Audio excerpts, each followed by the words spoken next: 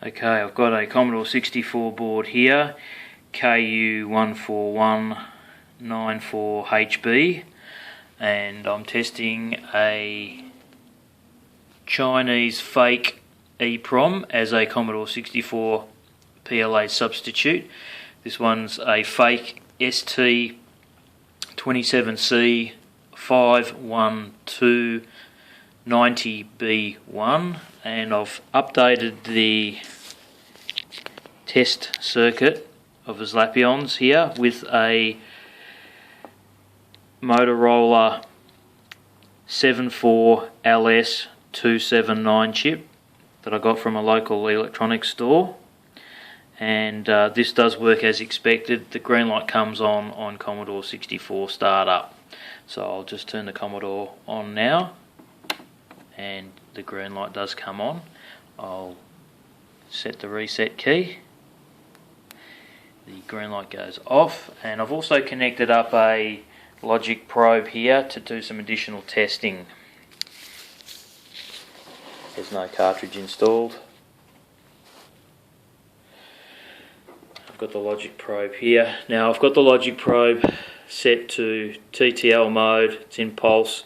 Got a red LED here for logic 1, there's a yellow pulse light and a green logic 0. The red logic 1 is very bright and it does glow into the pulse light, making it look like the pulse light is lit when in fact it's not, and we'll see this when we test it. So I'm in TTL mode now and in the pulse setting. So if I test ROM low, we see in TTL mode we've got a logic level 1 and there is no pulse light at all. Even though it does look like there's one, this red light is very bright. You can see it's actually going through my finger and it's glowing into the pulse light, but the pulse light is not glowing.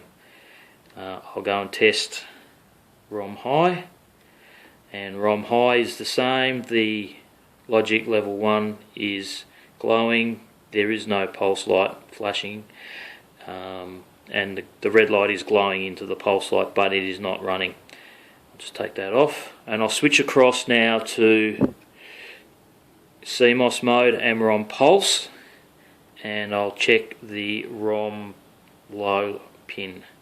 So I'm testing ROM low and we've got a logic level 1 and we have no pulse light going whatsoever. And I'll test ROM high now. This is ROM high pin, and ROM high pin we've got a logic level 1, there is no pulse going, and I'm in CMOS mode still. Now very interesting to note that in a previous video when I tested in CMOS mode a Commodore factory PLA, the pulse light was quite vigorous. It was going so fast in fact that the pulse was almost a steady glow. Now we're not seeing this in this particular instance on this fake EPROM PLA substitute.